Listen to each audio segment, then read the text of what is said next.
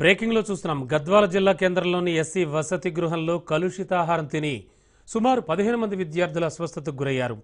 వెంటనే హాస్టల్ సిబ్బంది స్థానిక ప్రభుత్వ ఆసుపత్రికి తరలించి చికిత్స అందిస్తున్నారు. వీళ్ళందరికీ ప్రథమ చికిత్స అనంతరం ఆరోగ్యం నిలకడగానే ఉండడంతో అందరినీ కూడా డిశ్చార్జ్ చేసినట్లుగా వైద్యులు తెలిపారు. ఈ సమాచారంతో సంబంధిత అధికార యంత్రాంగం ఆసుపత్రికి వెళ్లి వివరాలు సేకరించారు. విద్యార్థుల ఆరోగ్య పరిస్థితిపై ఎవరూ కూడా ఎలాంటి ఆందోళనలు చెందాల్సిన అవసరం లేదంటూ అధికారులు తెలిపారు.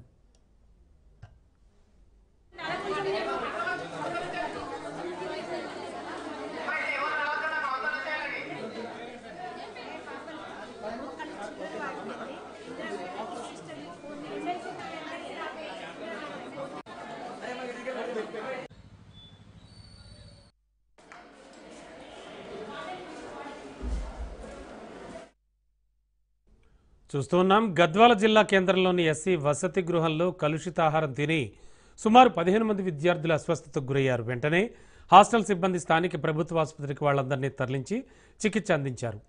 వీళ్ళందరికీ కూడా ప్రథమ చికిత్స అనంతరం ఆరోగ్యం నిలకడగా ఉండడంతో డిశ్చార్జ్ చేసినట్లుగా వైద్యులు తెలిపారు. ఈ సమాచారంతో సంబంధిత అధికార యంత్రాంగం ఆసుపత్రికి వెళ్లి వివరాలు సేకరించారు. విద్యార్థుల ఆరోగ్య పరిస్థితిపై ఎవరూ కూడా ఎలాంటి ఆందోళన చెందాల్సిన అవసరం లేదంటూ అధికారులు వెల్లడించారు.